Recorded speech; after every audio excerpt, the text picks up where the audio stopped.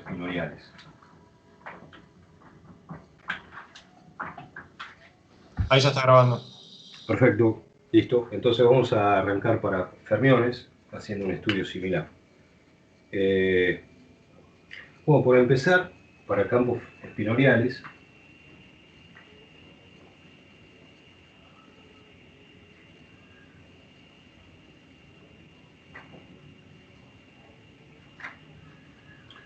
pensemos en que tenemos espinores de Weyl, izquierdos, la L, y derechos, la R, y esos dos tipos de campos, acá pongo un punto y coma. Y entonces ya sabemos que frente a transformaciones del grupo de Lorentz, ellos transforman como los izquierdos en X, transforma prima,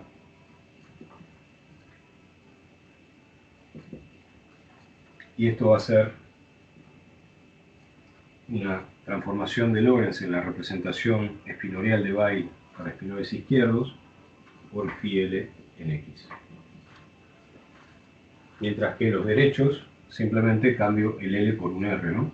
Acá abajo en todos. ¿Ven? Creo que se entiende, ¿no es cierto? Y lo que habíamos visto la semana pasada es que, tanto la semana anterior, ¿no? Que la lambda L y la lambda R, estos pertenecen, las transformaciones pertenecen al grupo SL 2C, ¿no es cierto? Que son matrices de 2×2 con componentes matriciales complejas, ¿no? Y simplemente que tienen determinante 1 y simplemente son matrices del grupo especial lineal. Entonces, específicamente, lo que tenemos para esas matrices complejas 2×2 es que, esto lo habíamos visto también, teníamos estos dos vectores, donde esto tenía que ver con los boost y las rotaciones, ¿no es cierto? ¿Se acuerdan? Había en total 6 componentes. Acá estamos pensando en las transformaciones frente al grupo de Lorentz. Y esto lo íbamos a escribir como la exponencial de, voy a escribir paréntesis cuadrado, y alfa menos y beta, producto escalar, la matriz de Pauli, dividido 2. Esta es la representación espinorial de la transformación de Lorentz para espinores de Weyl izquierdos. Para la otra, para la derecha, esto es lambda derecha, esto va a ser también lambda derecha de alfa, beta y la exponencial de i alfa más i beta por las matrices de Pauli. Quiere decir que este objeto es de 2×2, ¿no? En esta representación. Muy bien. Entonces una cosa que uno puede verificar y que es trivial es que esto es lo mismo que agarrar y hacerle simplemente alfa. Fíjense, esto es la derecha, es lo mismo que hacer la izquierda, hacer el traspuesto conjugado y elevarlo a la menos 1. ¿Sí? Bueno. Entonces voy a escribir una representación de las matrices de Pauli, la sigma 1, la voy a escribir como 0, 1, 1, 0. La sigma 2 la voy a escribir como 0 menos i y 0. Y la sigma 3 como la diagonal 1 menos 1. ¿Está bien? Bueno, ustedes saben que las matrices de Pauli cumplen la condición sigma i dividido 2 con sigma j dividido 2 igual a i epsilon i j k sigma k dividido 2, que es justamente este es lo que define es el álgebra del grupo de SU2, ¿no es cierto? Bueno, también cumplen una condición que es, si en lugar de poner un conmutador, ahora pongo un anticonmutador, luego sigma i con sigma j, esto lo que da es la delta de ij. O sea, la relación de arriba es un conmutador, ¿no? O sea, la relación de arriba significa sigma i dividido 2 por sigma j dividido 2 menos sigma j dividido 2 por sigma i dividido 2. Esto. Mientras que la de abajo, esto es igual a sigma i, sigma j más sigma j, sigma i. ¿Está bien? Hay un menos de diferencia. Muy bien.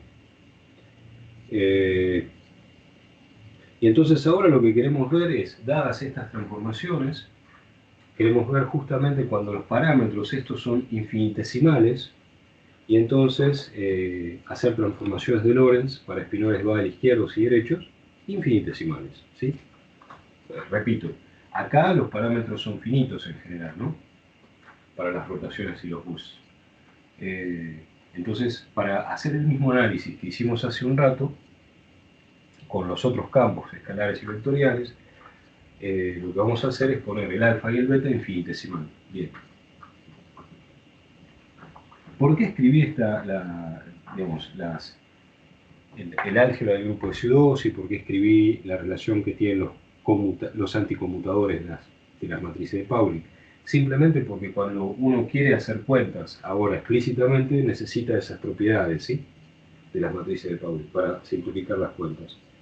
Entonces, lo primero es que si hacemos una transformación infinitesimal, fíjense, voy a venir acá arriba, ¿no?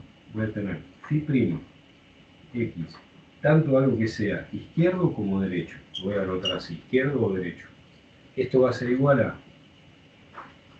el espinor que tenía originalmente, izquierdo o derecho, me siguen, ¿no es cierto? Y acá voy a tener algo que va a ser de la siguiente manera. Primero voy a tener un 1. En realidad este 1 es una matriz de 2×2 identidad. Esto es, voy a escribir así, la 2×2 identidad. Más. Bueno, ¿qué va a pasar si yo hago una expansión infinitesimal?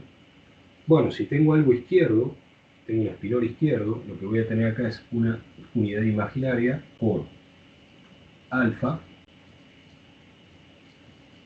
Voy a poner el 2 absorbido acá, multiplicado por sigma, ¿sí? Y el otro va a ser i por menos i me da 1, más beta por la matriz de Pauli dividido 2. Esto es en el caso de los espinores que van con la L, los izquierdos. Si utilizara el que va con la R, fíjense que voy a tener, la primera va a ser i también y la segunda va a ser i por i menos 1, así que va un menos acá, ¿sí? Y esas son todas. Esto es al orden, por supuesto que esto es al orden, alfa cuadrado, beta cuadrado o alfa por beta, ¿no? Quiere decir que todos estos términos los tiene. Bueno. ¿Está bien? Entonces, esto es la cuenta que yo tengo que tener en cuenta a partir de ahora, para estas transformaciones infinitesimales. Y está todo definido. Entonces vamos a hacer algunas simplificaciones de notación.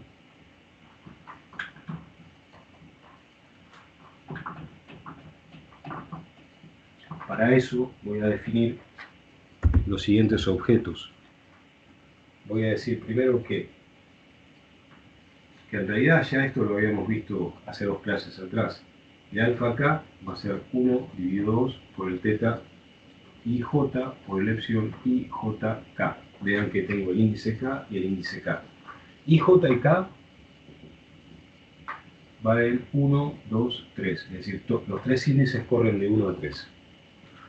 Por otro lado voy a definir el beta sub k, que va a ser simplemente el teta 0k. Y acá se dan cuenta, ¿no? Estos están asociados a los 3 boosts, ¿sí?, en la dirección k, 1, 2 y 3, x y z. Y estos están asociados, y acá lo ven, ¿no es cierto?, típicamente, esta estructura, estos son las 3 rotaciones.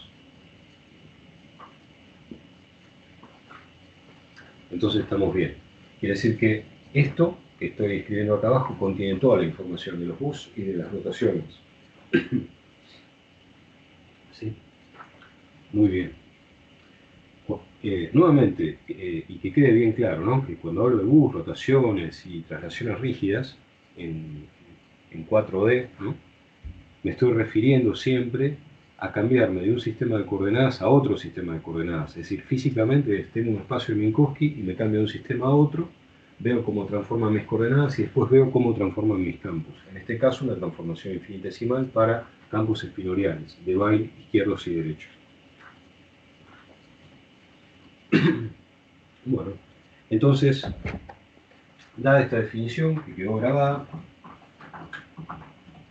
lo que vamos a hacer ahora es escribir la variación de los campos espinoriales izquierdos y derechos, y con la notación de antes va a ser phi' de x', izquierdo o derecho, menos phi de x, izquierdo o derecho.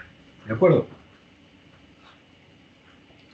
Esto es igual a, lo voy a poner acá abajo, phi L R, acá es de x, y esto va a ser igual a, utilizando esta definición que tenemos acá, bueno, los invito a que hagan la cuentita y muestren que esto es menos i por el teta ij, que definimos hace un momento, por s ij, que ahora les voy a decir lo que es, menos más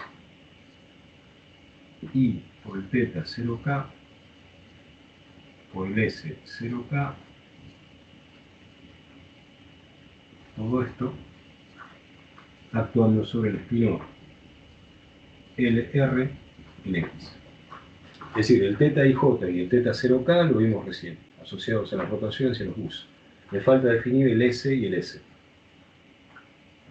Vamos a definir el S sub IJ igual a menos 1/2 del epsilon IJK por el sigma K. Este es el de Bichivita, IJK. Y el sigma K es la matriz de Pauli correspondiente, K. Y después vamos a tener el S0K, que es este que tengo acá, ¿sí? Y eso va a ser I dividido 2 por el sigma K.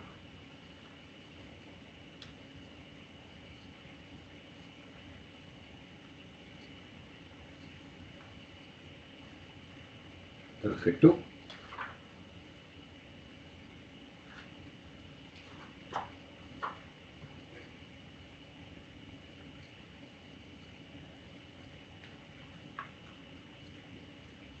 Entonces, uno puede, con estas definiciones, usar una notación compacta, una notación un poco más compacta, que sea así. Vamos a definir entonces, a partir de estos, el S alfa beta, que van a ser el S0K, el SIJ. ¿Se entiende, no? Se entiende. Es decir que, fíjense, acá el K vale 1, 2 y 3, el IJ 1, 2 y 3 cada uno, y acá podemos tener los valores 0, 1, 2, 3, 0, 1, 2, 3. Y esta es la definición. Utilizando esta definición que está acá, lo que vamos a tener es que, haciendo esta cuenta, ¿no? Siempre, ya la voy a borrar, una notación compacta, que es agarrar esto y escribirlo en forma compacta, va a ser que los espinores de Weyl izquierdos en X van a quedar transformados como menos I por teta alfa beta por el S alfa beta si L en X. Y el espinor de Weyl derecho, su variación, mejor dicho, va a quedar como menos I por el teta alfa beta por el S alfa beta daga, es decir, traspuesto conjugado, phi r en X. Fíjense qué simple es la variación de ellos, ¿no? Cuando ponemos esta variación, recuerden que es la variación completa, ¿no? O sea, cambié de sistema de coordenadas, entonces me cambió X por X'. Este era el sistema O y este es el O'. El sistema O, este es el sistema O'. Y lo que sucede cuando hacemos esto es haber evaluado desde el sistema O en el punto P el campo phi. Mientras que ahora lo que estamos evaluando es el campo φ', acá, en el punto P. Y esta es la variación que estamos haciendo, es decir, es la variación completa del espinel. Muy bien. Que en el caso del campo escalar daba 0, por ejemplo, ¿sí? Muy bien. Bueno, si ustedes recuerdan, estas variaciones completas, la variación completa del campo va a ser la variación 0 phi, y después vamos a tener una parte que con lo que tiene que ver es con la variación del x mu con lo que sería la derivada mu del psi, una cosa por el estilo, para los campos derechos y los izquierdos. ¿De acuerdo? Bueno, como esto ya lo tenemos, o sea, todo esto lo podemos calcular, yo los invito a que ustedes lo que hagan es poder despejar esto que está acá. Y entonces, si uno hace la cuenta, que lleva un rato, a lo que llega es a lo siguiente. Quiero calcularse entonces, recuerden que esta es la variación total. Esto es el campo medio para dado un punto P, estoy midiendo respecto a este sistema O, y ahora un cambio infinitesimal, una transformación de Poincaré infinitesimal, y me paso a un sistema O', pero sigo midiendo el mismo punto P. Y entonces me pregunto, bueno, el campo phi en el punto P, L o R, ¿cómo es respecto del phi'? Es decir, cuando me cambie de sistema de coordenadas, el mismo punto P para L o R. Entonces, la diferencia entre estos dos, este cambio, lo llamo phi en el punto P, digamos, LR. Y esto es el cambio, LR, más lo que llamamos la derivada convectiva, que es este término que tengo acá, que no lo estoy anotando ahí arriba. Bueno, si uno calcula esto, ¿qué era? Era agarrar y poner phi LR en el punto X, haciendo la phi' en punto X menos phi LR en el mismo punto X, ¿sí? Esta es la definición que tiene seguido abajo. Entonces la cuenta que les dejo para ustedes es mostrar que esto es igual. Voy a tomar el caso left. Esto va a ser igual a menos I por el teta alfa beta por L alfa beta más S alfa beta aplicado al phi L de X.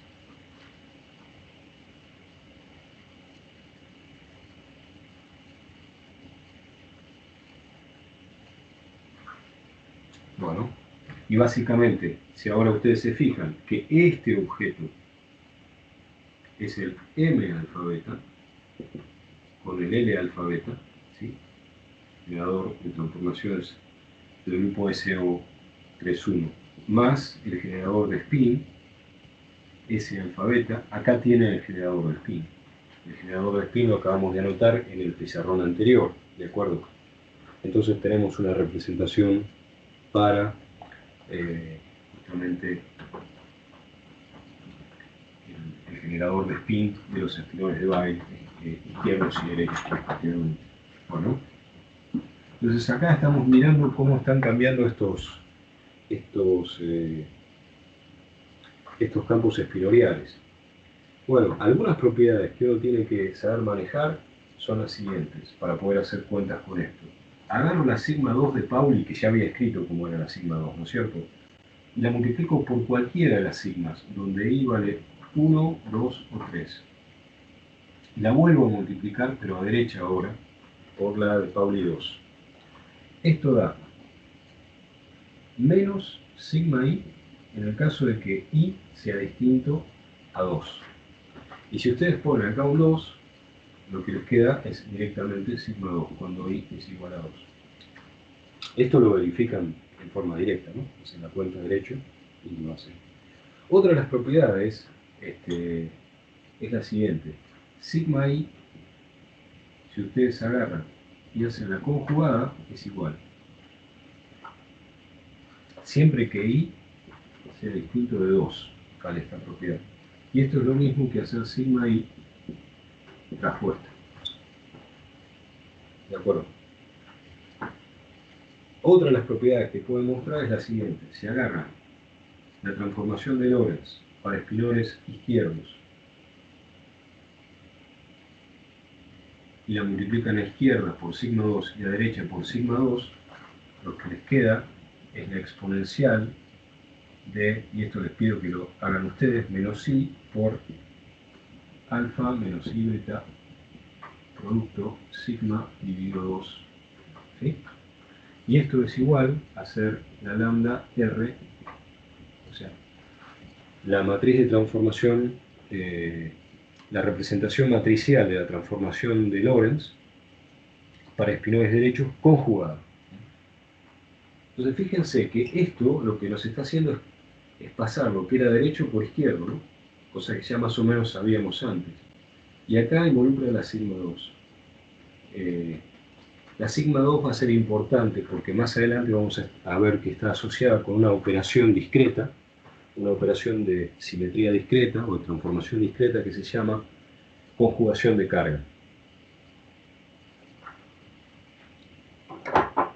que va a tener un rol muy importante cuando uno estudie lo que se llama el teorema CPT, que es el conjugación de carga, paridad, la P de paridad y T de inversión temporal, ¿sí? Que son teorías del modelo estándar tienen invarianza frente a esa propiedad. Ya vamos a ver cuáles son y qué hacen. Bueno, en realidad en este curso no, pero son importantes. Bueno, si uno hace lo mismo con R acá, lo que va a obtener es la misma historia, el mismo, pero acá voy a tener una sigma traspuesta. La sigma dividido 2 va a estar traspuesta y de este lado lo que nos va a quedar es el L asterisco. Perdón, no es el asterisco, sino es L a la menos 1 traspuesto.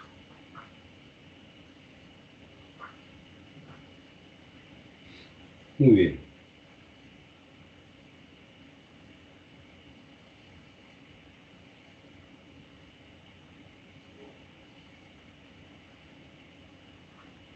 ¿Para qué sirve esto?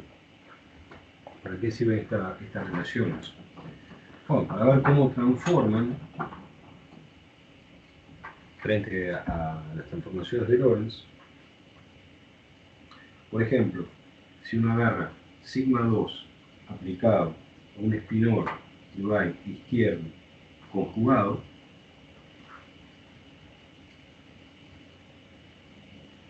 ¿sí? Si uno ahora agarra y dice, bueno, yo quiero transformar este espinor, entonces sigma 2 lo tengo que poner con si L' conjugado. Ahora esto es sigma 2 va a ser lambda L conjugada, que conjugué acá, aplicado a el si L conjugado. Bueno, pero justamente de las propiedades anteriores lo que vemos es que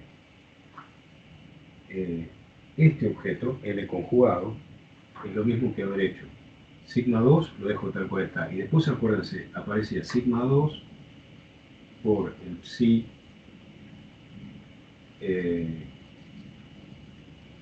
R por sigma 2 y ahora sobre el psi L conjugado. Es decir, estoy usando las propiedades que habíamos visto antes. Pero ahora, si ustedes hacen sigma 2 al cuadrado, esto le da 1. Entonces fíjense que esto está diciendo que sigma 2, esto está diciendo que sigma 2L, sigma 2 sobre el espinor de baile izquierdo conjugado, eso está transformando como un objeto este. Fíjense, acá tengo un 1 y acá tengo la transformación de la transformación de Lorentz en la representación espinoidal de espinoides Bail izquierdos. ¿Sí? Es esto, donde tengo el R acá. quiere decir que este objeto,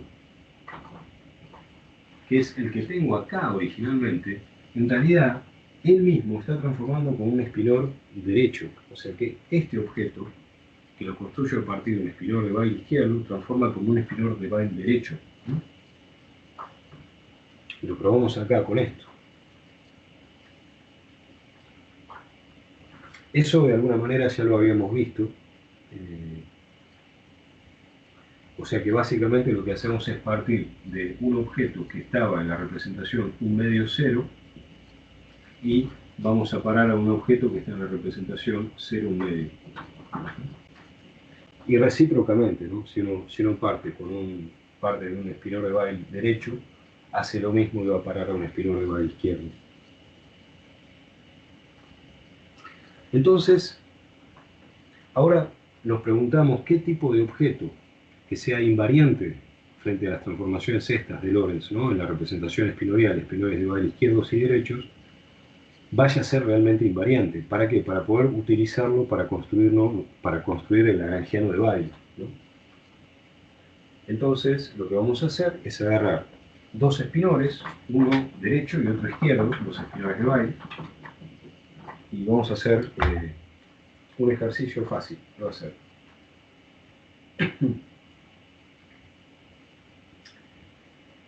Voy a agarrar el espinor de Weyl izquierdo. Y primero voy a agarrar otro espinor. Este es Phi, este es Psi, este es Psi y este es Chi. Los nombres. Los dos son izquierdos. Psi y Chi.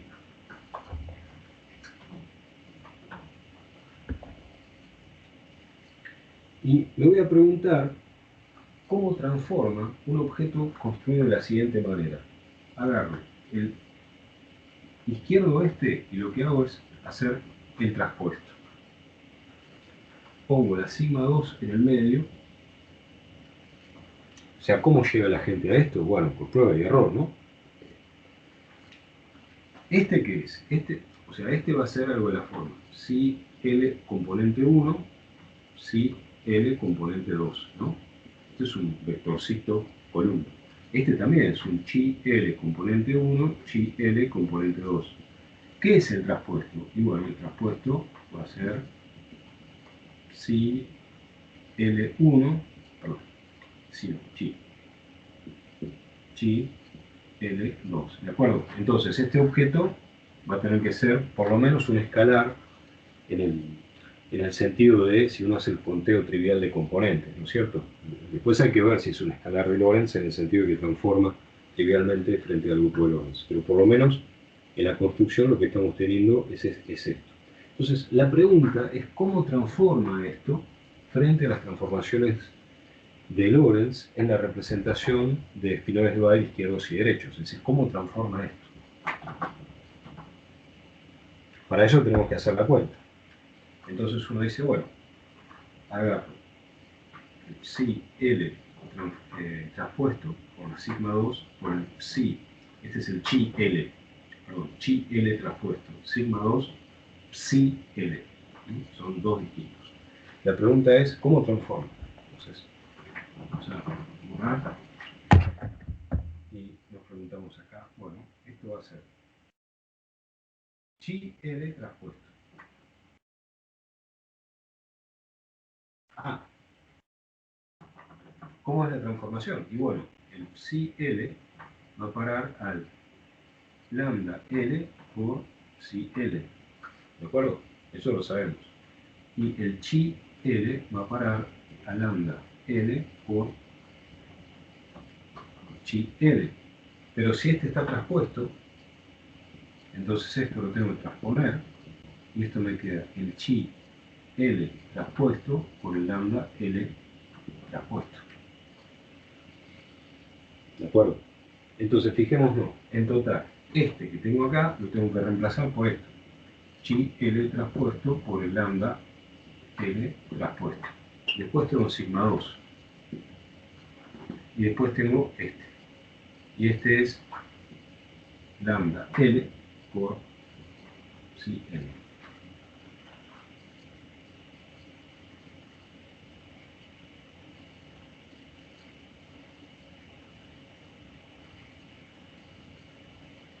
Y ustedes se acuerdan que hace un ratito hicimos la cuenta esta, ¿no? Yo había escrito, lo repito, habíamos escrito algo de la forma que sigma, a ver,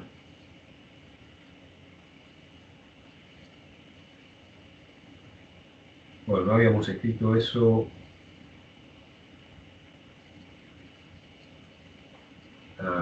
nos podemos dar cuenta fácil, me parece, que es esto. Yo había escrito una relación que era sigma 2, la transformación de Lorentz traspuesta a la izquierda, sigma 2, esto le voy a dar menos 1. Ahí está. Muy bien. Entonces, hagamos la siguiente cuenta.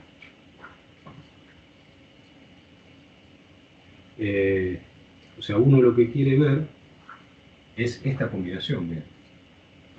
Entonces, lo primero que voy a hacer es multiplicar a derecha de los dos lados, ¿no? Por esto. Y fíjense, esto me va a tener que dar, porque tengo que inverse esto me va a dar 1. En realidad va a ser una matriz de 2 por 2. ¿No? Y después lo que voy a hacer es multiplicar de los dos lados por sigma cuadrado. Y sigma cuadrado me da 1. Perdón, sigma 2 por sigma 2 me da 1. Me da en realidad la matriz esta. Es decir, que voy a multiplicar a izquierda, acá, y voy a tener una matriz de 2 por 2 identidad. Y entonces esto me va a quedar L, sigma 2, lambda. Y esta también la multiplico acá, la multiplico por sigma 2. Entonces me queda directamente sigma 2. Fíjense, ¿por qué es importante esto? Porque esto lo que me está diciendo es exactamente lo que tengo acá arriba. La transformación de Lorentz correspondiente a la representación de espinores de Weyl izquierdos traspuesta por la sigma 2 de Pauli por la transformación de Lorentz en la representación espinorial de Weyl izquierda. Esto es igual a sigma 2. Entonces esto es sigma 2. Entonces esta cuenta me termina dando psi L traspuesta por sigma 2 por chi L traspuesta por sigma 2 por psi L. Y es lo mismo que yo tenía al principio. Entonces esto está buenísimo porque lo que me está diciendo es que este término es invariante frente a las transformaciones de Lorentz. Muy bien. ¿Y qué significa esto? Nuevamente, si uno lo escribe en componentes, vamos a hacer la cuantita. Esto lo que me está diciendo es que este es un invariante de Lorentz, entonces vamos a escribirlo explícitamente y hacer la cuenta. ¿Cómo es este término que tengo acá? Bueno, esto ya lo tenemos. Bueno, lo voy a dejar unido. Entonces voy a escribir este término. El chi L traspuesto por el sigma 2 por el psi L, este lo voy a escribir en componentes, como había dicho, y entonces voy a escribir chi L1, esto es un chi L2, por la matriz de Pauli, la sigma 2, que es la antidiagonal menos psi. Y ahora voy a escribir los psi L1, psi L2, las dos componentes. Bueno, hacen la cuenta trivialmente de esta multiplicación matricial y lo que les da esto es una i adelante multiplicado por menos chi L2 por psi L1 más chi L1 por psi L2. Ese es el término que es invariante. Ese término es invariante. Y fíjense que si los espinores fueran iguales, esto vale 0. Entonces, de ahí que tenemos que tener dos espinores distintos, ¿no es cierto? Se dan cuenta, ¿no? O sea, si psi y chi valen psi y chi es la misma cosa, lo que tenemos que este y este me daría 0.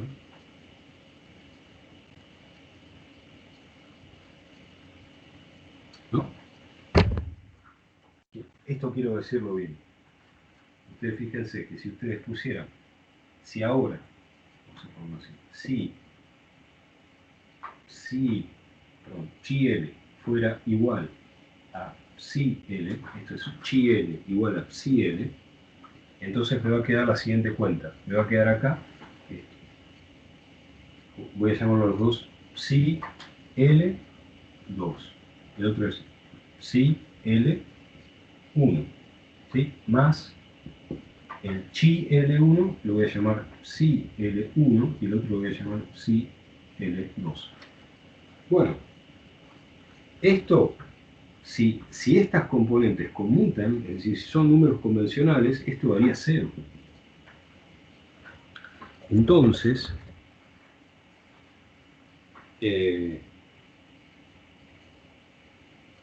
uno se puede preguntar si hay alguna manera de que uno pueda construir, teniendo un solo tipo de espinor de baile izquierdo, un término como este, y que no le dé 0. O sea, digo, si se cumple esta condición que chi L es igual a psi L, uno diría, bueno, le da 0 automáticamente, a menos que uno diga explícitamente que esto es distinto de 0.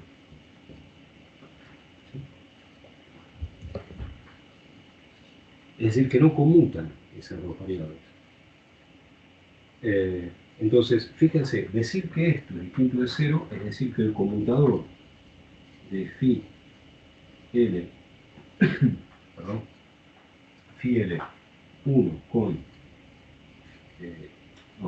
psi L2, esto es distinto de 0. Ese conmutador es distinto de 0. ¿Sí? Es decir, que no conmutan. Y si no conmutan, puede quedar una sola posibilidad, que es que estos números sean anticonmutantes.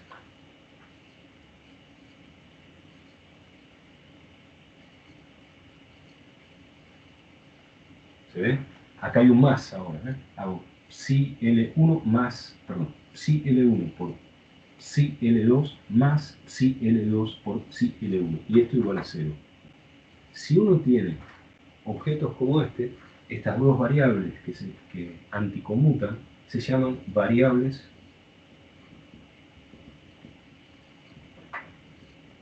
de Grassmann.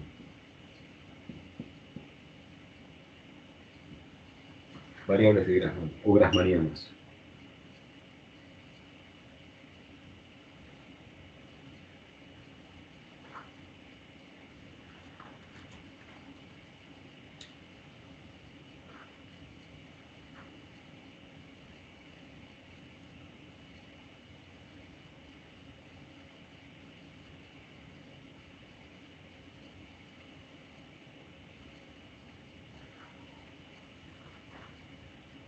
¿Está bien?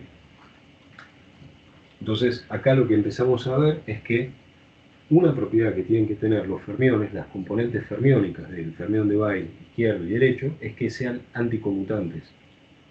Que sean anticonmutantes quiere decir que se cumpla esta condición, y entonces, si ellas anticonmutan, quiere decir que el conmutador no es 0, por lo tanto, esto es distinto de 0, ¿sí? Y entonces uno puede construirse lagrangianos utilizando este tipo de variables que son variables grassmannianas. Ellas aparecen cuando uno escribe fermiones. Muy bien. Y entonces vamos a hacer otro ejercicio. Esto es uno de los ejercicios que uno puede hacer con campos espinoriales, con transformaciones de Lorentz. Entonces acá descubrimos que son variables grassmannianas.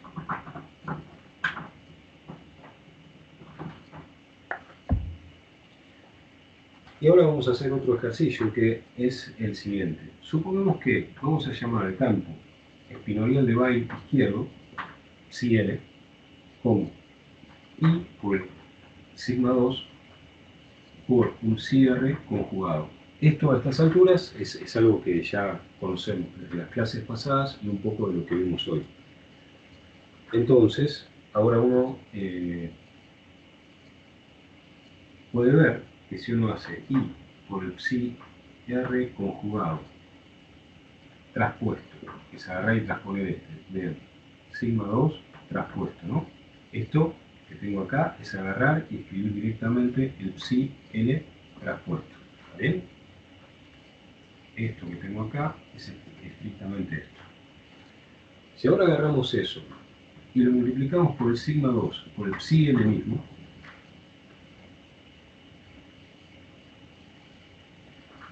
como ustedes fíjense que sigma 2 traspuesto por sigma 2,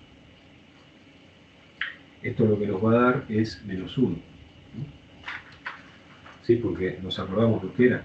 Esto era sigma i menos i 0 y esto es 0 menos i 0. Pero fila por columna me da menos 1. Y después la otra que no es 0 es esta por esta que me da otro menos 1 acá. Entonces el resultado es una matriz de 2 por 2, identidad con un menos adelante. Entonces hago la cuentita esta explícitamente y esto lo que me da es menos i por el psi r conjugado traspuesto multiplicado por el psi l. Esa es la cuenta explícita que no tiene ahí. ¿Pero qué es el traspuesto conjugado? Y bueno, es el lag, ¿no? El traspuesto conjugado es la definición del lag. Ahora, esto es un invariante de Lorentz, pero no es real. Y lo podemos resolver en componentes, si ustedes quieren, que lo podemos escribir así. Esto es igual a menos i, y vamos a poner en componentes el primero. Y bueno, voy a poner psi sub r, voy a agarrar la componente 1, y acá tengo el traspuesto conjugado, por lo tanto me falta conjugarlo acá. Y acá tengo la componente 2 del r conjugado. Y ahora tengo que poner este, que va a ser el psi L, este es un L, 1, y este es el psi 2L. Bueno, uno hace la cuantita y esto da menos i, y si se fijan, la primera por la primera le da psi R1 conjugado por el psi L1 más psi R2 conjugado por el psi L componente 2. ¿De acuerdo?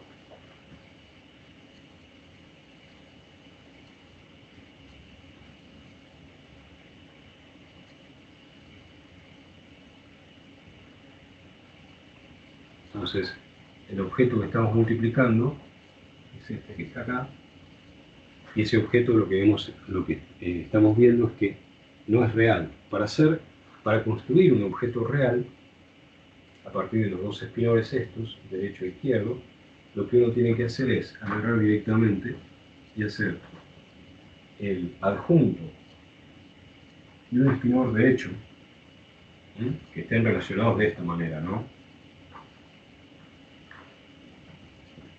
Por el izquierdo más el adjunto del izquierdo por el derecho. O puedo usar y escribir el adjunto del izquierdo por el derecho menos el adjunto del derecho por el izquierdo. Y estas dan también cantidades que son, estos son reales. Estos son reales. Y este no es real. Este no real. No real.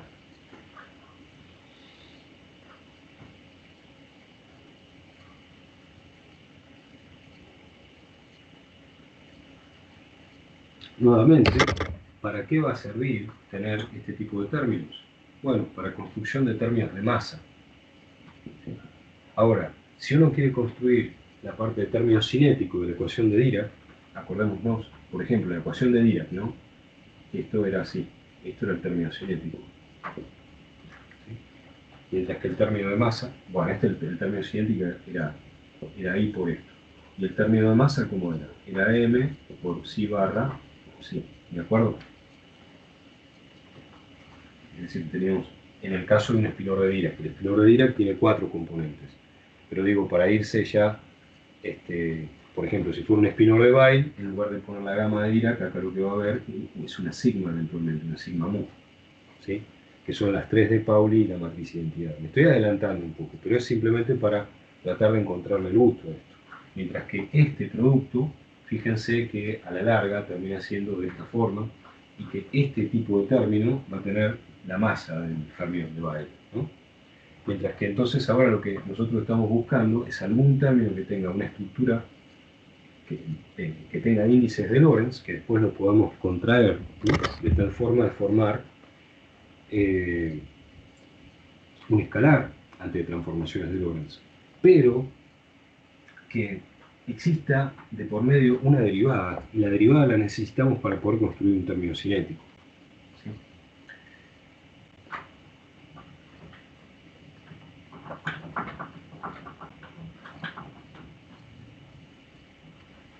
Entonces vamos a la búsqueda de posibles términos cinéticos ahora. Entonces para eso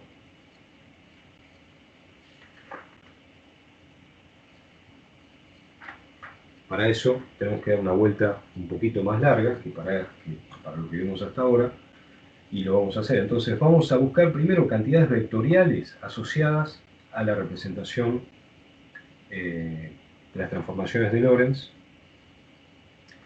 correspondientes a transformaciones de Pinot de Bail, ¿no? Entonces vamos a buscar cantidades vectoriales.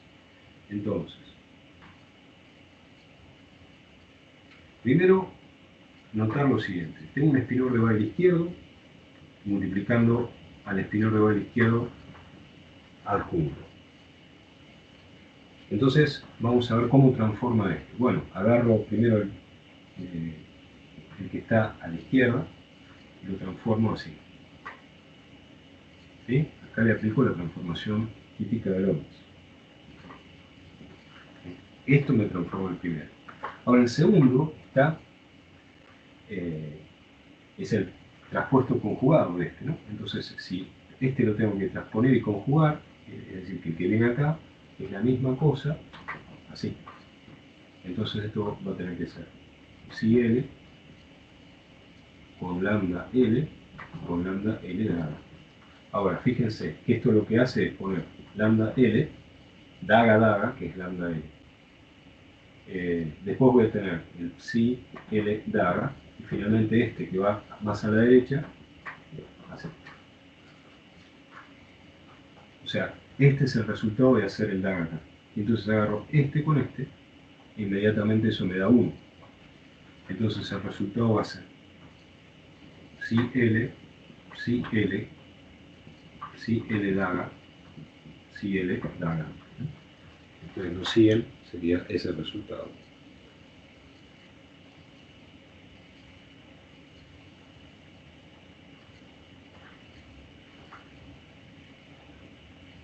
¿Está bien?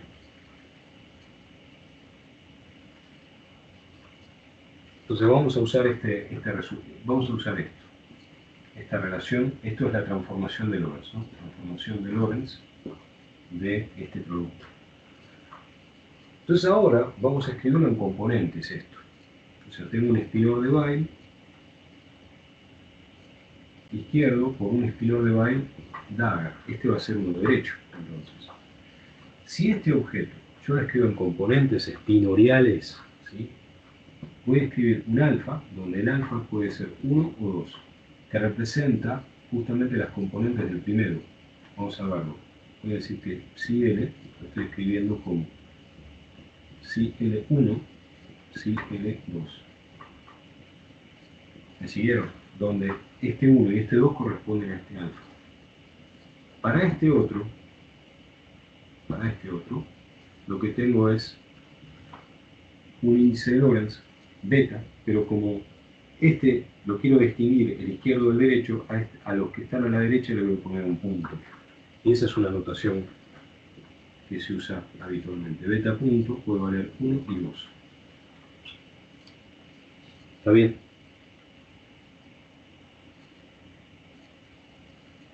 Entonces, utilizando esta notación, vamos a hacer lo siguiente.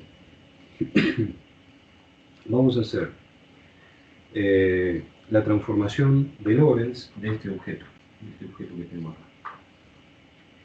¿Qué quiero decir con eso? Voy a agarrar este objeto y le voy a hacer una transformación de Lorentz. Entonces lo voy a convertir en prima y prima acá. ¿Por qué? Porque lo transformé en Lorentz. ¿Con qué? Con las matrices lambda, izquierda para el izquierdo y derecha para el derecho. O sea, ¿qué quiero decir con eso? Que agarro este y hago así. Justamente lo mismo que hice acá es esto, ¿no? Esto que les estoy diciendo acá es lo que voy a hacer acá.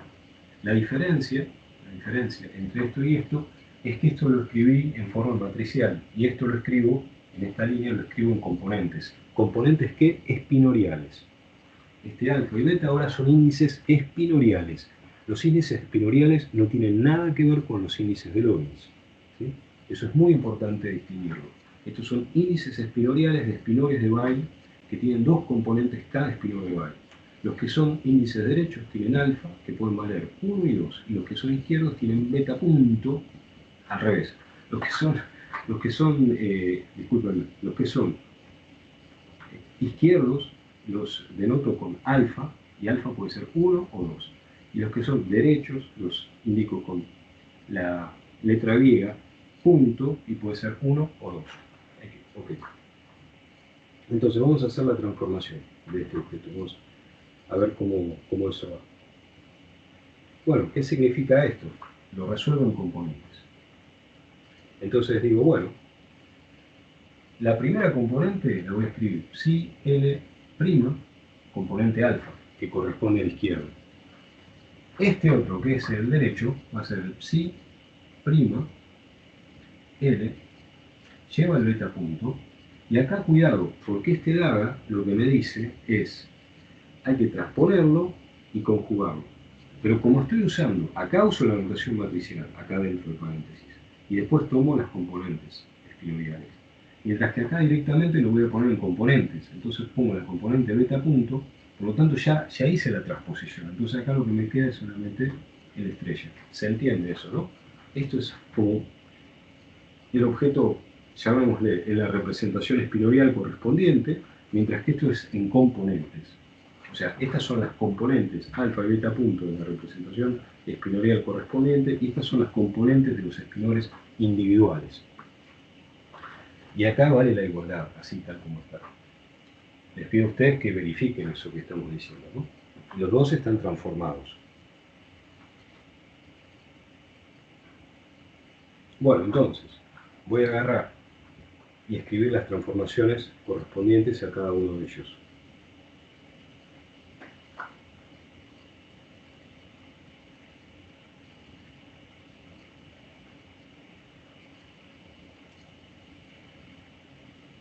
Entonces,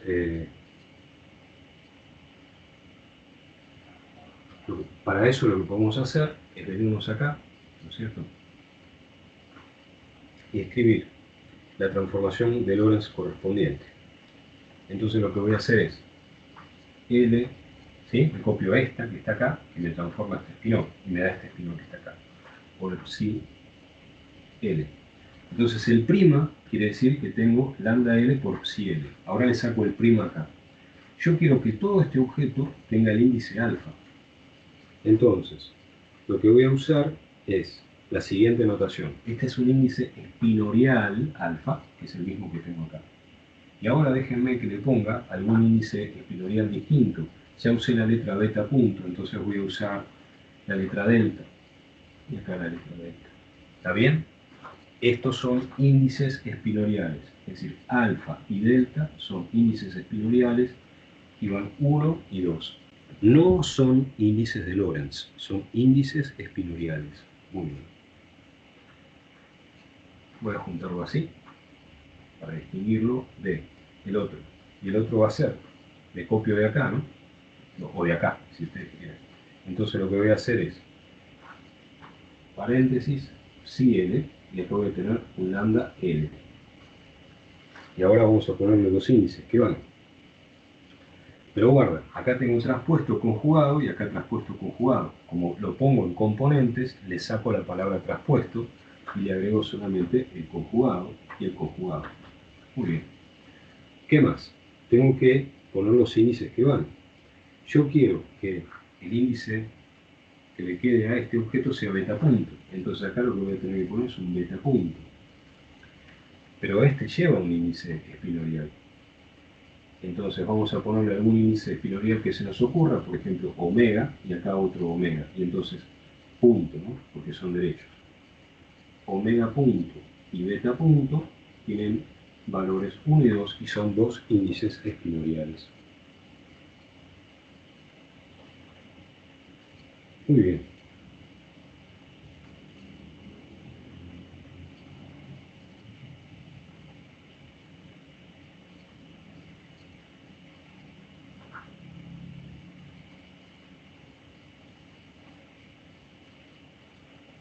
Entonces ahora todo esto está puesto en forma matricial, ¿no? Perdón, no en forma matricial, en forma de componentes. Entonces, como son todas componentes, lo que podemos hacer es, una cosa que no puedo hacer alegremente es cambiar el psi con el otro psi, porque vimos que no conmutan. Si yo las doy vuelta, esta y esta, me aparece un menos. Pero en cambio los L's, que son componentes de la matriz de transformación de Lorentz en representación espinor de Weyl, izquierda y aquella de allá más a la derecha, estos sí los puedo escribir acá adelante como lambda y lambda. Vamos a ver, las escribo así. Entonces tengo alfa sigma, perdón, alfa delta, y después tengo, la otra es conjugado, beta punto, omega punto. Y después tengo psi L delta con psi estrella L omega punto. Esto es lo que estoy teniendo acá.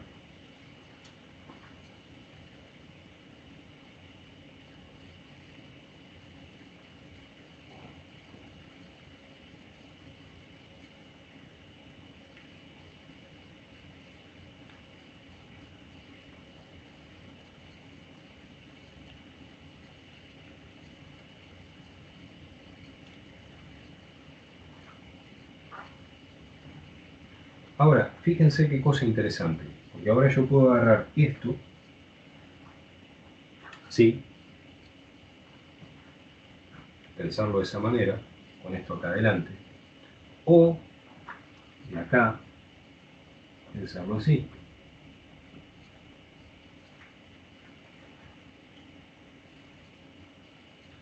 ¿Qué sería? ¿Qué sería justamente esto?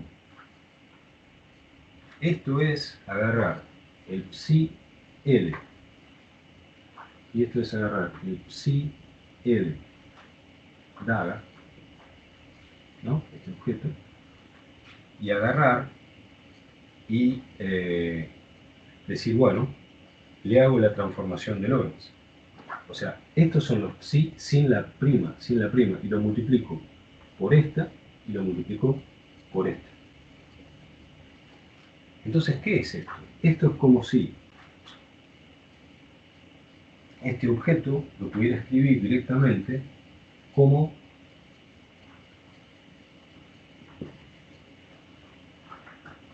psi L daga, prima, componentes alfa, beta punto. ¿Se dan cuenta cuál es la diferencia?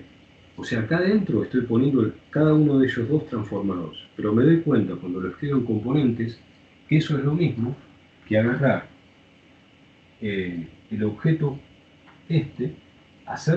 tomarlo como un objeto único, que tiene una parte derecha y una parte izquierda y una parte derecha, y hacerle la transformación. Esta parte va como una parte izquierda y esa parte como una parte derecha, ¿no es cierto? Y entonces lo que me queda es que acá tengo los objetos primados, los espinores izquierdo y derecho, primado con componentes alfa, beta, punto. Y esto es lo mismo que hacer el objeto izquierdo, el espinor izquierdo y el espinor de Weyl derecho, transformando este objeto en conjunto y tomar las componentes alfa y beta punto. ¿Sí? Espero que haya quedado claro ese punto.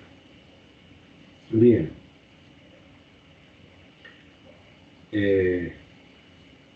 Fenómeno. Esta es una. Digamos, con este tipo de cuenta lo que estamos haciendo es mostrando explícitamente cómo se manejan los índices espinoriales derechos e izquierdos.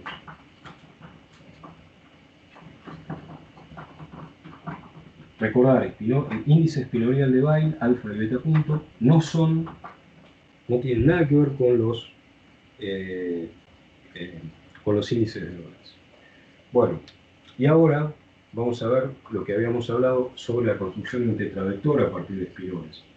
Y entonces para eso, primero recordemos que antes hace dos clases atrás o una clase atrás, lo que habíamos mostrado era que, dado un tetravector, uno le puede asignar, haciendo la contracción con las matrices de Pauli. Cuando las matrices de Pauli las escribimos como identidad de 2×2 y después la sigma, donde estas son la 1, 2 y 3 de Pauli, uno podía escribir una matriz genérica a partir de un tetravector. ¿De acuerdo? Eso lo habíamos visto. Entonces a esta matriz, sigma, le puedo tomar los índices alfa, beta.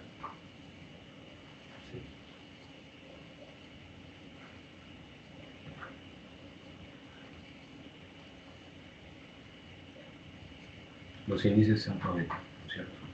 Que son índices espinoriales, que las matrices de Pauli tienen. Porque cuando yo digo esto lo que me está diciendo es que acá tengo los índices alfa y beta, ¿no es cierto? En cada una de estas representaciones, que son índices espinoriales para matrices de 2×2, alfa vale 1 y 2 y beta 1 y 2. Bien. Eso no es nada nuevo.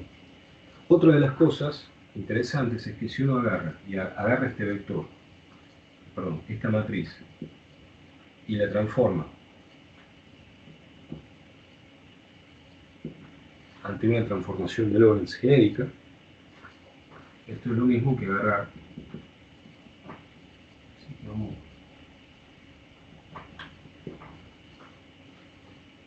¿sí? Transforma de esa manera. Y obviamente, acordémonos que esto lo podemos poner adelante, porque es simplemente una coordenada del espacio-tiempo, y tenemos esa relación para la matriz de Pauli, ¿no es cierto? Y el punto es este: supongamos que ahora nosotros queremos asociar, esto es agarrar, y a un tetravector le asociamos una matriz.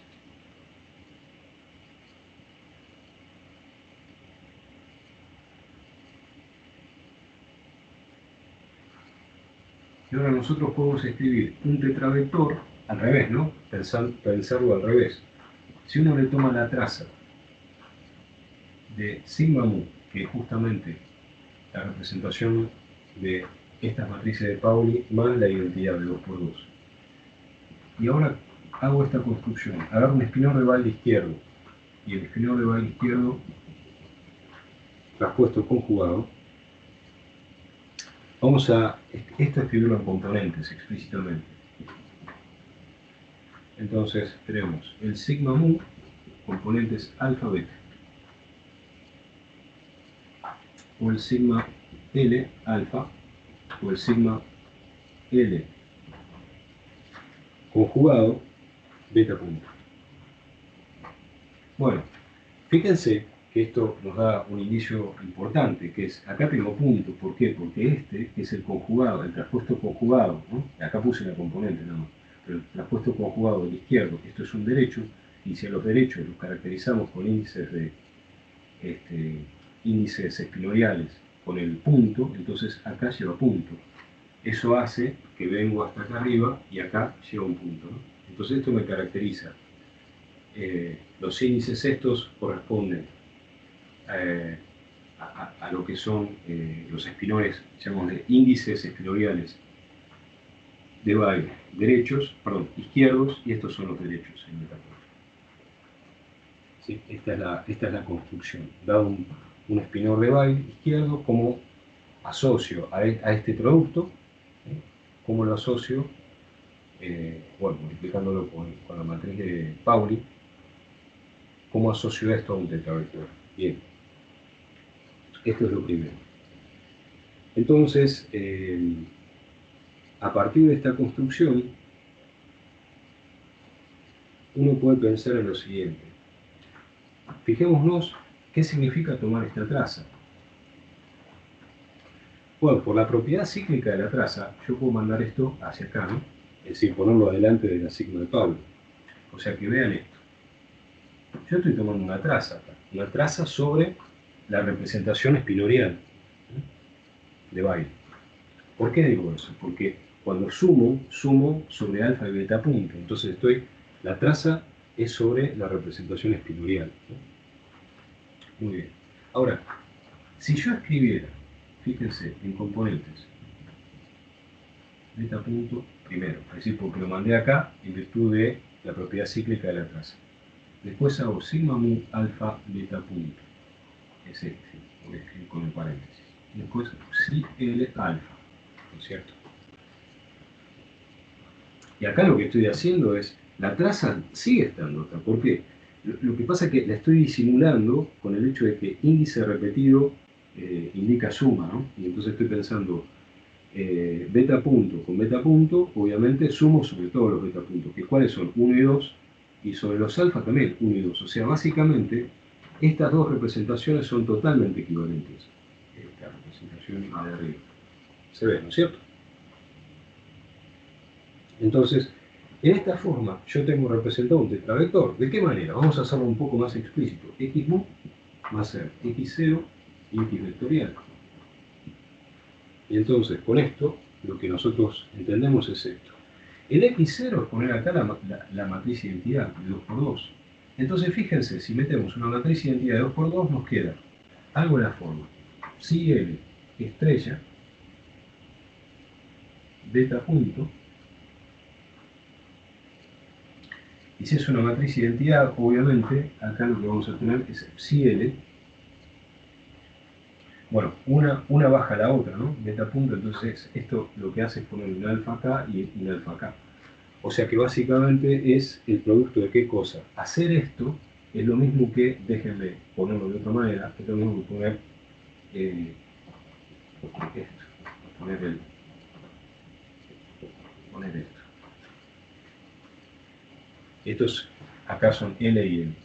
Entonces, cuando yo pongo 0 acá, que quiere decir que estoy poniendo un 0 acá arriba, y es la matriz identidad de 2×2, lo que obtengo es el psi L dada con el psi L.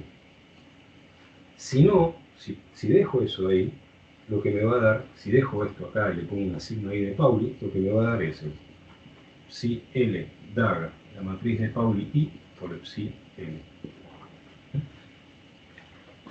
Y estas son efectivamente las componentes de este tetravector. O sea, esto es una componente, es una única componente, ¿sí?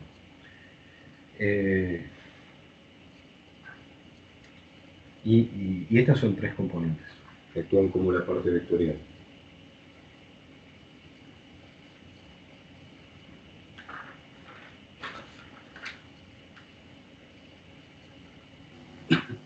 Profe, ¿podrías volver a repetir por qué la traza esa significa el estado de los dos espinores? Dale. Bien. Me quedo con esto de acá arriba, con esta y con esta, ¿sí? O sea, la traza, ¿qué quiere decir? Primero que nada, cuando voy a agarrar esta expresión, traza de propiedad cíclica está bien, ¿no? ¿Sí? Traza de A por B por C, esto le pone que se traza de B por C por A. ¿Esto está bien? Sí. Perfecto. Entonces, eso quiere decir que puedo mandar puedo mandar adelante de adelante. Entonces, si está bien esta propiedad, ¿está bien? Si vos querés, déjame que lo escriba así, te lo mando acá, entonces hago C, A, ¿está bien? Buenísimo.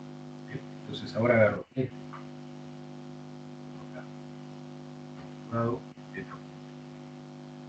ahora el que va en el medio es este, sigma mu, componentes alfa, beta.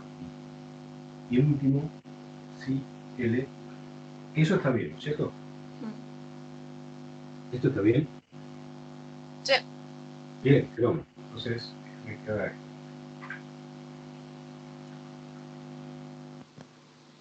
Entonces, tu pregunta es por qué esto es lo mismo que escribirlo sin la traza. Bueno, primero, acá yo estoy teniendo una multiplicación, ¿no es cierto? Perdón. Ay, perdón, se me cortó un poco, pero sí, te estoy siguiendo, sí. ¿Cómo? No, que se me cortó un poco, pero no pasa nada, te estoy siguiendo. Entonces, vos fijate que lo que estoy haciendo es sumando sobre todos los índices repetidos. O sea, hacer esta traza es equivalente a hacer esto, ¿no? Hago si L, estrella, y el beta punto puede ser 1 o 2. Entonces tomo el 1. Después tomo las componentes. Acá puedo poner 1, suponete, después la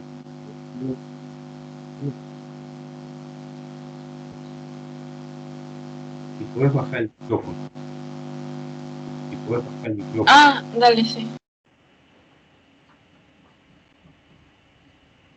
¿Se ve? Después acá me falta poner si L, estrella, 2 puntos. Sigma mu, alfa, 2 puntos.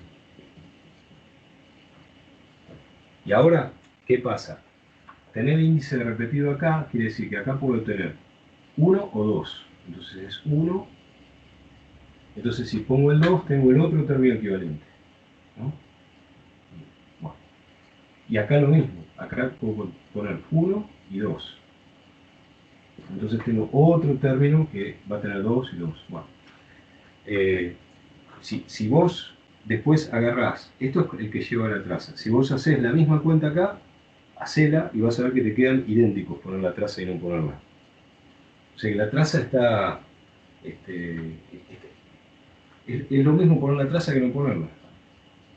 Simplemente haces índice repetido indica suma, entonces al beta punto le pones los valores 1 y 2, y al alfa en los valores 1 y 2. Te quedan 4 términos, si lo haces así o si lo haces así. Y los 4 términos son idénticos en un caso y en el otro. Entonces lo mostrás directamente en componentes eso. ¿Está bien? Buenísimo, gracias. Muy bien. Entonces ya vimos esta propiedad de cómo, dado un par de espinones de Weyl, en este caso son izquierdos, pero lo podrían haber formulado con espinones de Weyl derecho también. Cómo asignar, mediante esta cuenta tan simple,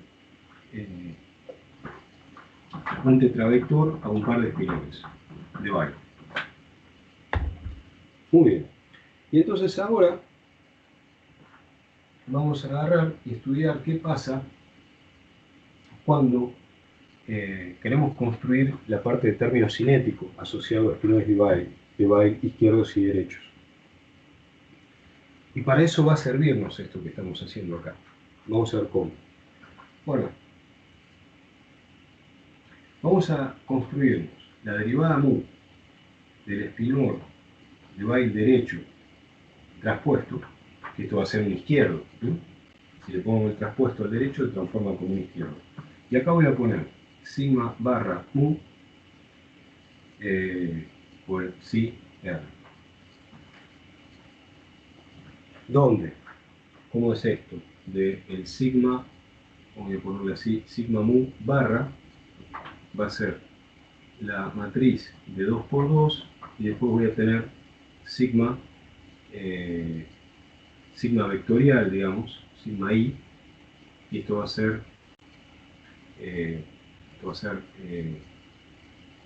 así.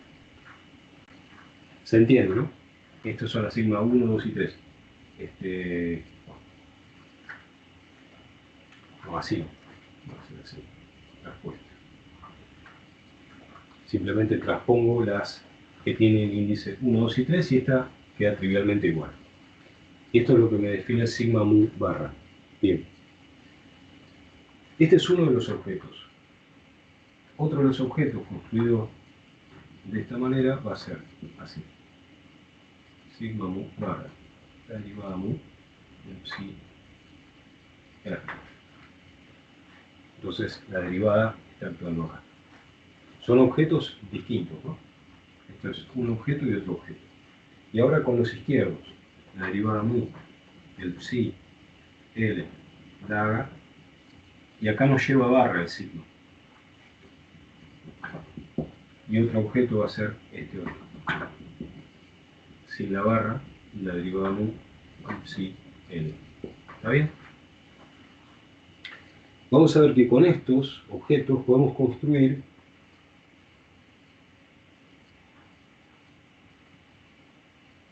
utilizando esta regla, ¿no? Recuerden que la regla, ¿cuál era? Que un tetravector B lo podíamos construir como la traza, dijimos recién, de sigma mu con psi L con psi R daga, perdón, psi L daga, y esto lo que nos daba era el psi L daga con el sigma mu con el psi L. ¿Sí? Esta es la regla que usamos hace un minuto, donde este vector es el vector mu o el vector xu.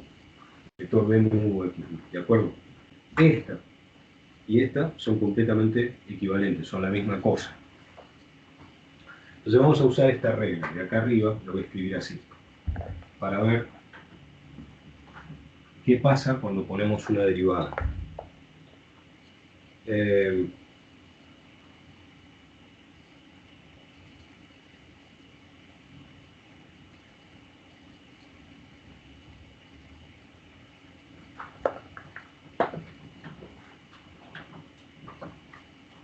Primero, vamos a agarrar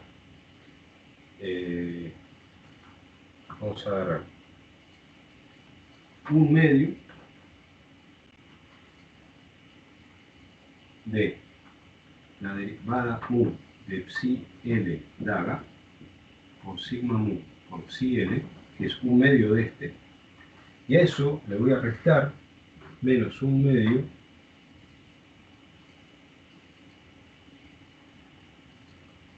no, al revés. Este le voy a poner un menos acá adelante y acá le voy a poner un más, y voy a hacer un medio de psi L daga sigma mu, la derivada mu de psi L. Lo voy a escribir así. O sea, agarro este, lo multiplico por un medio y me da esto. Y agarro este, lo multiplico por menos un medio y obtengo este que está acá. ¿Está bien? Este objeto, posiblemente ustedes hayan visto en su curso de Mecánica Cuántica 2, si tuvieron esa materia, que un objeto como este se suele escribir como un medio de psi L daga por una derivada parcial que va a derecha y a izquierda. Lo voy a escribir así. Tengo la sigma primero, la sigma de Pauli, que es sigma mu, y después la derivada parcial que va a derecha e izquierda por el psi L. ¿Qué quiere decir esto? Esto es una notación abreviada para todo esto. Es decir, agarrar y hacer la derivada a derecha menos la derivada a izquierda, ¿sí? Esta que tiene la doble flecha. Esto normalmente uno lo indica así. Esto normalmente uno lo indica así, pero también podría haberlo indicado así.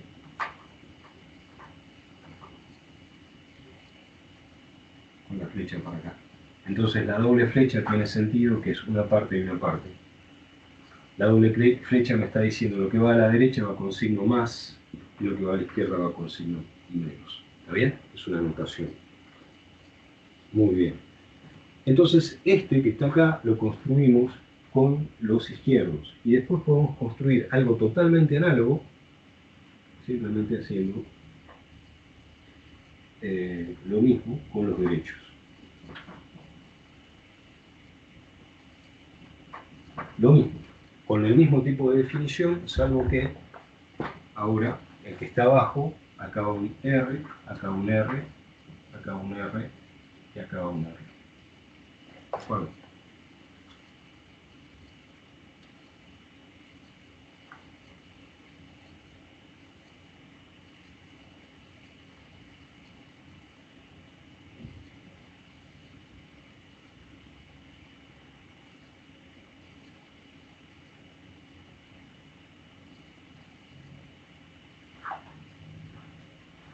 Entonces, recordemos que los espinoles de Weil izquierdos y los espinoles de Weil derechos tienen una paridad definida ante el operador de paridad. Bueno, como es así, justamente, uno lo que puede hacer es, o sea, cuando yo tengo un espinor de Weil izquierdo está en esta representación. Cuando tengo un espinor de Weil derecho, está en esta representación, ¿sí? Representación del álgebra complexificada del grupo de Lorentz, ¿no? El SU2 por el SU2, el SU2 por el SU2. Estos son los izquierdos, estos son los de Weil derechos. Si uno hace la suma directa de estos dos, lo que tiene es algo que está en la representación 1 medio, 1 medio. Este objeto es lo que se llama un espinor de Dirac de 4 componentes. Entonces, esto lo que nos permite hacer, voy a borrar, es pasar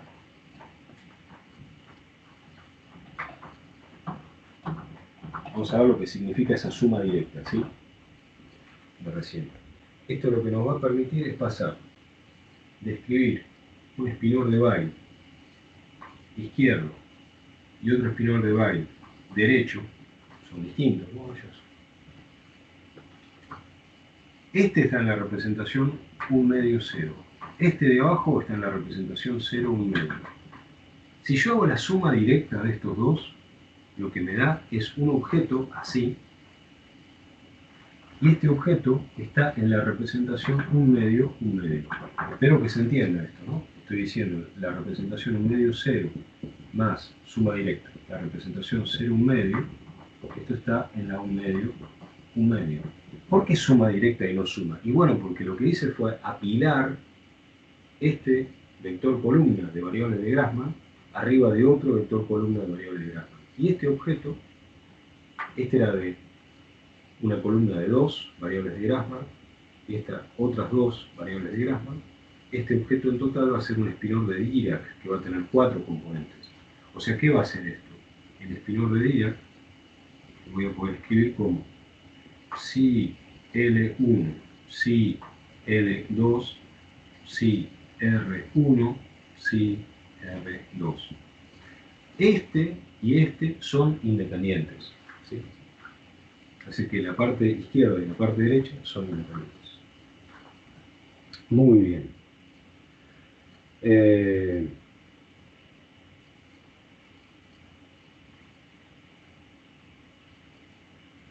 Una cosa, ustedes se acuerdan que cuando hablábamos de la paridad de los espinores de Weil era que frente al operador de paridad el espinor de Weil derecho iba a izquierdo y el izquierdo iba a derecho.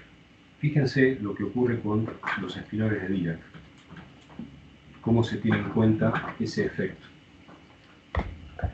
Veámoslo así.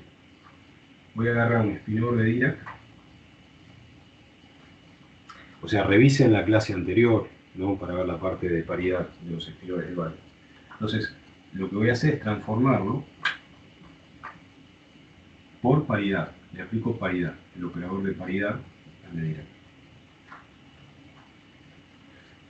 Vieron que el de Dirac que había escrito al principio era, si de Dirac era agarro el izquierdo y después pongo apilado el derecho. Ahora, frente a una transformación de paridad, esto se me transforma en psi' de Dirac, donde voy a tener que aplicarle paridad al de arriba y paridad al de abajo, pero paridad a este y paridad a este otro, y paridad al espinor de Weil izquierdo, lo que me da es uno derecho, y paridad al derecho me da Weil izquierdo. ¿Está bien? Muy bien. Eso lo que quiere decir es que yo tendría que encontrarme un objeto que lo voy a llamar gamma 0, tal que cuando le aplico si L, si R, esto me devuelva si R, si L. ¿De acuerdo?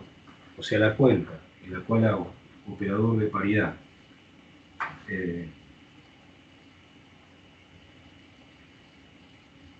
sobre si L, si R, la voy a hacer a través de algo de la forma. Una matriz de 2 por 2 que tiene 0. Otra matriz 2 por 2 que tiene 0. Y lo que tengo que tener es en la antidiagonal una matriz de 2 por 2 y una matriz de 2 por 2.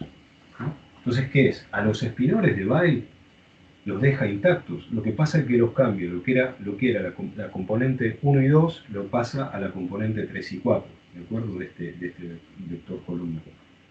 Es decir, que hace esto.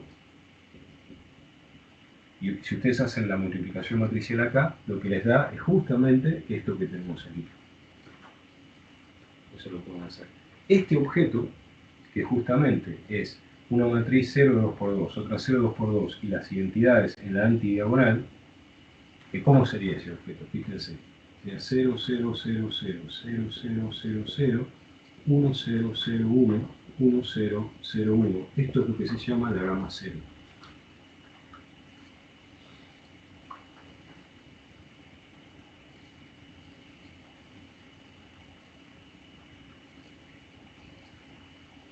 ¿Está bien? Entonces fíjense, acá aparece lo que se llama la matriz gamma 0 en la representación de Dirac. En función de invocar cómo tiene que transformar ante paridad el espinor de Dirac. ¿Y por qué es así? Porque los espinores que componen el espinor de Dirac, es decir, el izquierdo y el derecho de Weyl, ante paridad de ellos mismos, transforman convirtiéndose el derecho en izquierdo y el izquierdo en derecho. Y la forma de tener en cuenta ese efecto es este. ¿Está bien? Bien, perfecto.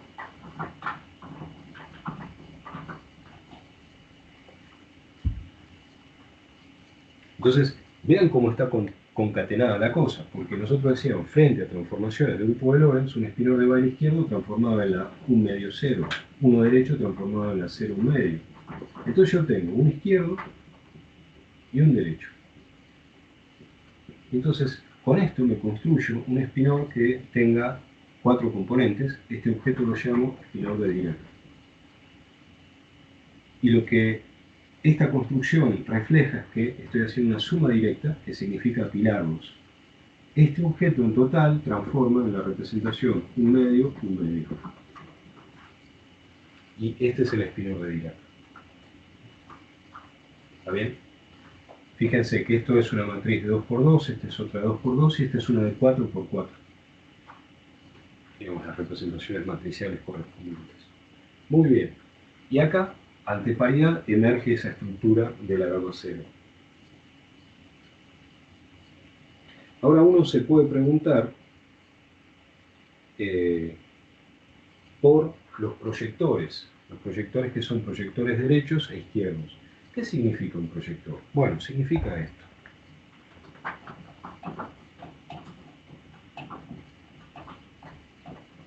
Ustedes agarran el espinor de Dirac, que lo escribimos como el espinor izquierdo y el espinor derecho. Y ahora dicen, bueno, yo quiero quedarme utilizando una operación que voy a llamar proyección, no paridad, proyección izquierdo, me quiero quedar, proyección izquierdo, me quiero quedar con algo de la forma, así. Quiero anular al de abajo. Bueno, esto hay una manera fácil de hacerlo, que es si uno utiliza una matriz que sea una identidad acá, de 2 por 2, 0, 0, 0, multiplicado por psi L y psi R, esto automáticamente les da psi L, 0. Y esto es una forma fácil de lograr ese tipo de matriz. ¿Y cómo va a ser? Va a ser agarrar la matriz identidad de 2 por 2 y sumarle una matriz que vamos a llamar gamma 5. Y esto todo dividirlo por 2. ¿Qué va a ser la gamma 5?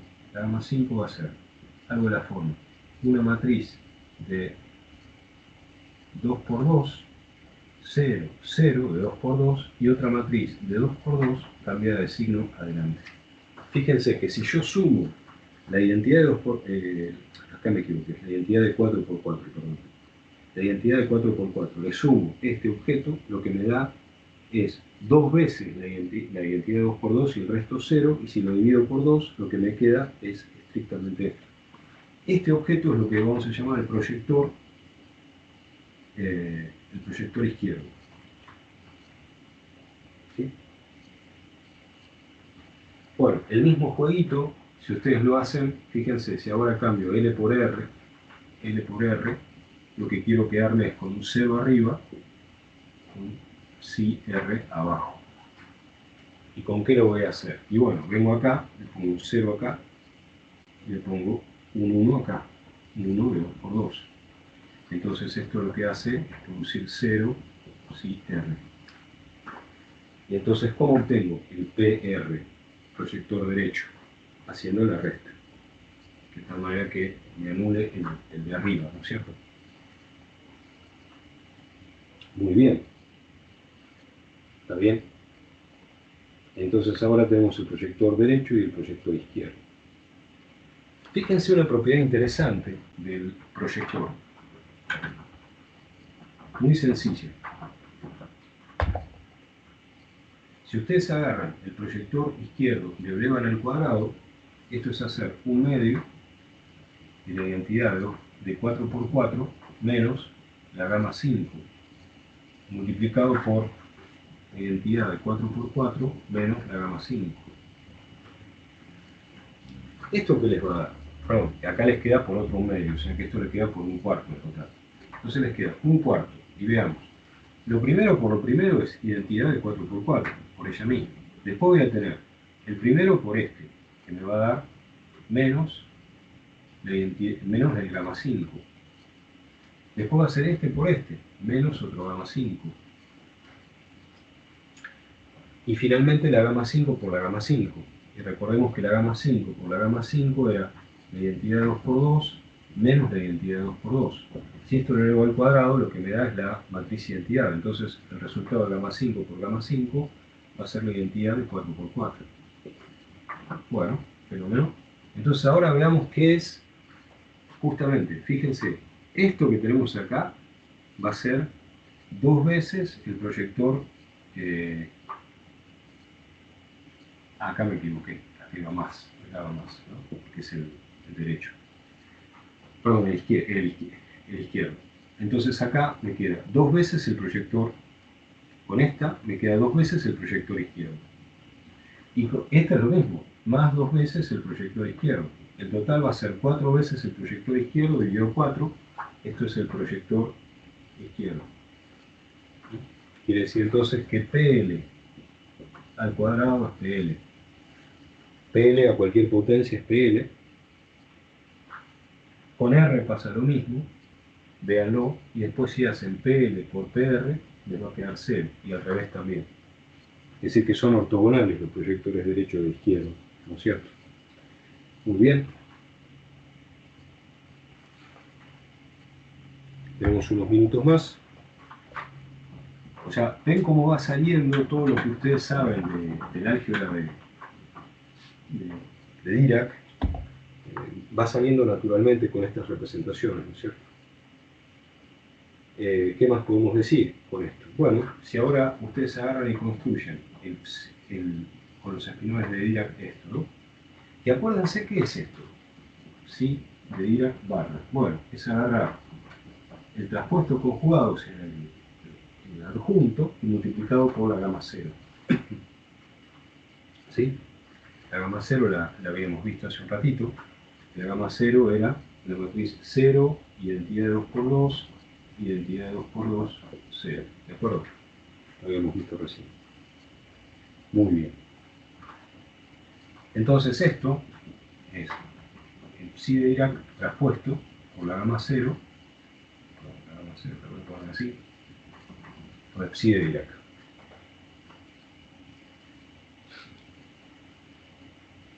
¿Qué significa esto? Fíjense, si lo escribo como espinoles de Weyl, esto lo voy a escribir, esto es una de Dirac que lo voy a escribir entonces como el psi. Tengo que poner el traspuesto conjugado, que va a ser entonces el izquierdo de acá, no es conjugado sino es traspuesto conjugado, entonces es el adjunto, acá voy a tener que poner el derecho adjunto, acá voy a tener que poner la matriz, entonces 0, i de 2 por 2, i de 2 por 2, 0, y acá voy a tener que poner el psi L y el psi R. ¿De acuerdo? Eso es en componentes de espinores de Weyl derechos e izquierdos. Bueno, si ustedes hacen la cuentita esta, lo que les queda, les pido que hagan la cuentita y les queda psi R más psi R daga psi L.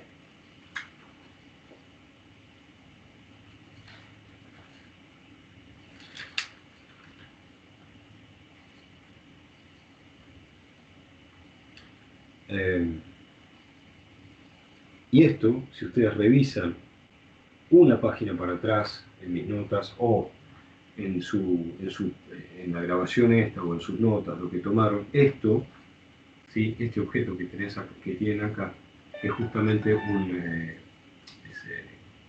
es una forma real, ¿no es cierto? Lo habíamos visto hace un minuto. Esto es lo que sirve para construir la parte del término de masa de el lagrangiano de Dirac. Bueno, vamos a hacer una cosa. Sí. Tenemos un minutito más para la parte siguiente, para la parte de qué pasaría.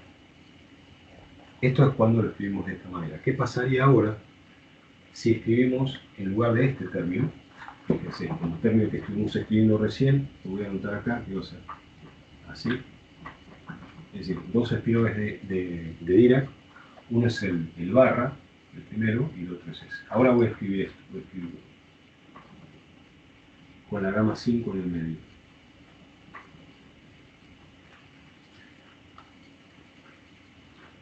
Este va a ser importante porque tiene que ver con algo asociado a transformaciones quirales. Vamos a ver luego que aparecen, que son importantes. Si uno hace esta cuentita, simplemente la podemos hacer. Es I, psi barra, gama 5, psi, todos son de Dirac acá, vamos a poner así.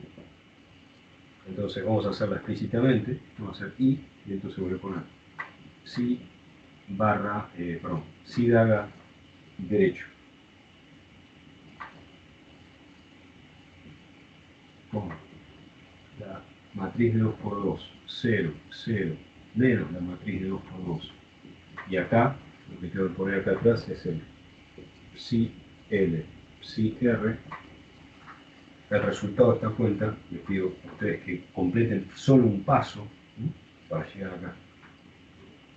Psi R daga psi L menos psi L daga psi R. ¿Sí?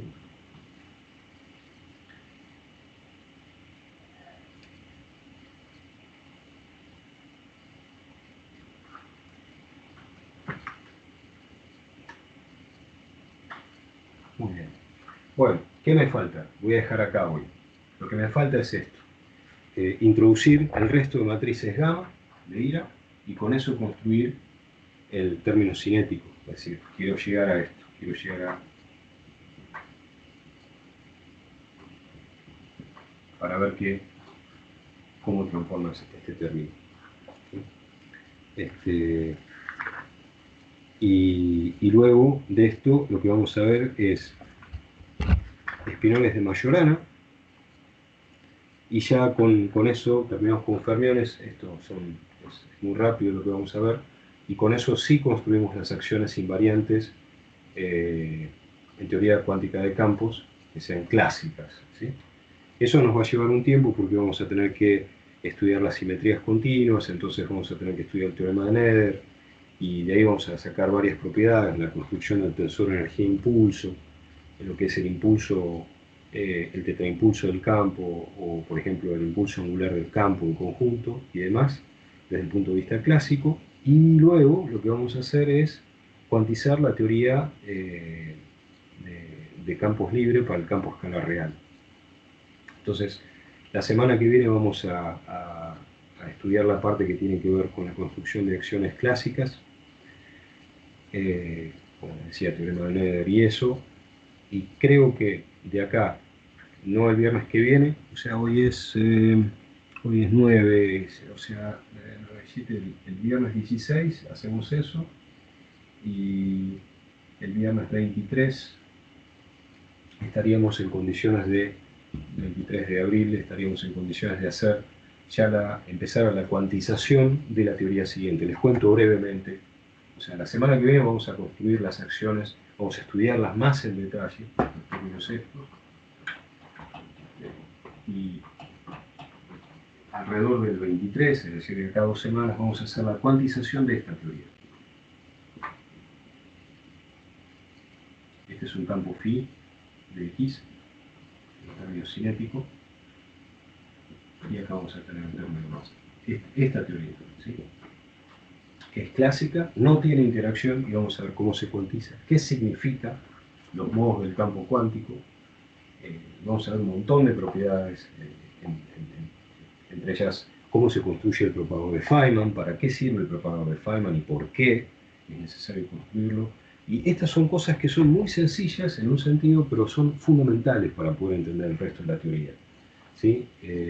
Después uno obviamente puede hacer cálculos muy sofisticados, pero estas son las bases de la construcción.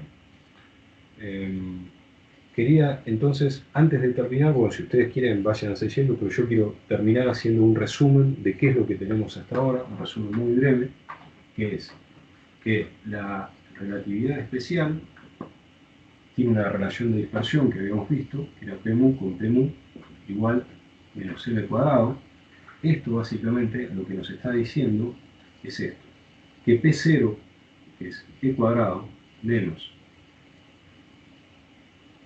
la parte de P vector al cuadrado, bueno, acá como lo estoy poniendo va con masa, ¿no? Esto es igual a la masa al cuadrado. Por supuesto, ahora voy a recuperar unidades en un minuto, entonces esto me queda la relación de dispersión relativista estándar.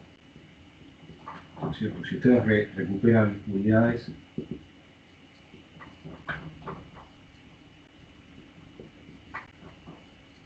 ¿sí? Entonces, esta relación es fundamental para nosotros porque ya vamos a ver dentro de 2 clases, cuando empecemos con la parte de cuantización, que esta relación es la que hace que si uno tiene una partícula, de golpe pueda tener partículas distintas. Por ejemplo, viene un fotón, ¿sí? Viene un fotón que lo represento como gamma, y acá tengo un par electrón que lo voy a representar así, y positrón que lo voy a representar así. Este es el teorema. O básicamente no se conserva ni el número de fotones, ni el número de... o sea, obviamente acá tengo una partícula y una antipartícula, pero de golpe me están apareciendo partículas de distinta especie, bueno, una serie de cosas, ¿no? O sea que básicamente si yo quisiera estudiar este proceso, de golpe lo que estoy teniendo es que o sea, no tenía electrones y ahora tengo electrones, no tenía positrones y ahora tengo positrones. Es decir, ¿cómo represento este proceso? O si quieren un proceso más elemental, viene una partícula, por ejemplo, escalar, y yo les había dicho que tengo la interacción lambda phi cuarta, y de golpe tengo 3 partículas, entonces no se me conserva el número de partículas. Si esta es una partícula escalar, responde a esta ecuación de movimiento, que es el Klein-Gordon, ¿no? Si esta es la función de onda de una partícula relativista, ¿cómo de golpe puedo resolver un sistema que tiene involucrados 4 partículas relativistas? Bueno, acá hay una serie de inconsistencias que son muy manifiestas. Después, cuando avancemos en la necesidad de introducir realmente la teoría cuántica de campos, las vamos a poner más en evidencia. Una de las cosas que es muy impresionante es que si uno se queda con esta descripción y agarra el cono de luz, ¿sí? La luz sería el eje vertical es el tiempo, el eje horizontal sería X, Y, Z. Y entonces uno dice, bueno, un evento que se produce acá, como por ejemplo la emisión de, supongamos que una partícula parte del punto A y va a un punto B, y la separación de estos puntos es a través de un intervalo tipo espacio.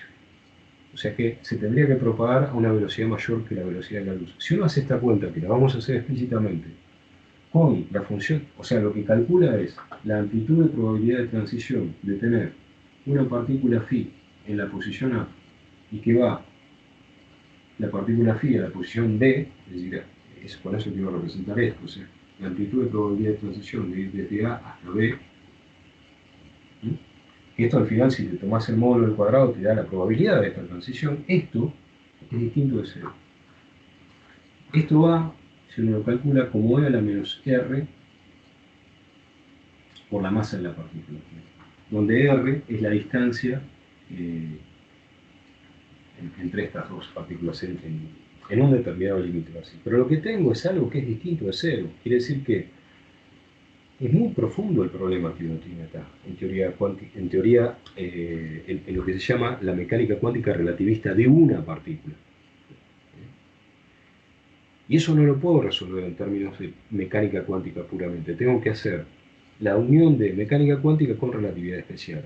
Y la única forma de hacerlo de forma consistente es a través de lo que se llama la teoría cuántica de campos. Entonces, quiere decir que estamos...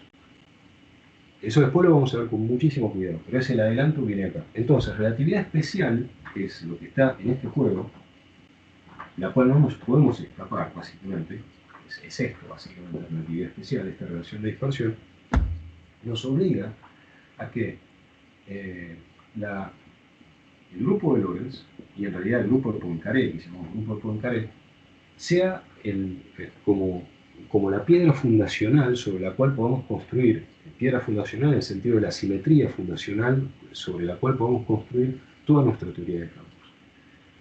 Entonces lo primero que nos vamos a preguntar es cuáles son los generadores de estas simetrías, ya los derivamos, fenómeno. ¿Cuáles son los invariantes? Uno de los invariantes que hemos encontrado, que está asociado acá, es justamente el PMU, el cuadrado. Ese es el primer Casimir, y el segundo Casimir era el cuadrado del vector de Pauli-Lubansky, y de ahí salía la helicidad. Del primero sale la relación de dispersión de Einstein, el segundo la helicidad. Bueno, eso es lo que habíamos visto. Ahora, otra de las cosas que nos podemos preguntar es, supongamos que uno va a una teoría de campos continuos, ¿no? Por supuesto, clásica.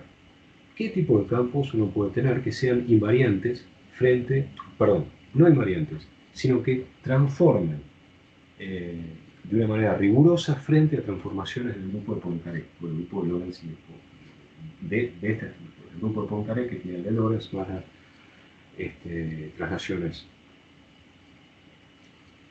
rígidas. Bueno, muy bien. Cuando hacemos ese análisis nos damos cuenta que eso lo podemos obtener a partir de estudiar el álgebra de este grupo, lo voy a anotar así, SO31, se complexifica y eso lo que nos da es el álgebra de SU2 en minúscula por SU2. Las representaciones de esta álgebra constituyen los distintos tipos de campos que nosotros podemos tener. Entonces ahí ya sabemos cuáles son los campos. Segundo punto es, con esos campos tenemos que entender cómo construimos las acciones. Y para eso tenemos que ver, bueno, voy a agarrar campo por campo. Voy a ver cómo transforman objetos compuestos con esos campos. Primero con los campos mismos y luego con objetos compuestos. ¿Para qué? Para ver todos los tipos de términos que uno puede incluirle a esas acciones y que las dejen, esos términos, a esas acciones invariantes de Lorentz. Pero bueno, vimos hoy que hay un término, por ejemplo que es invariante de Lorentz. Pero este término no cumple la invarianza de Gauge, entonces, bueno, este término lo sacamos. Hay lagrangianos que tienen esto, pero no son invariantes de Gauge. Y después, por ejemplo, para el campo de Maxwell, lo que nos damos cuenta es que si bien términos como estos, producto,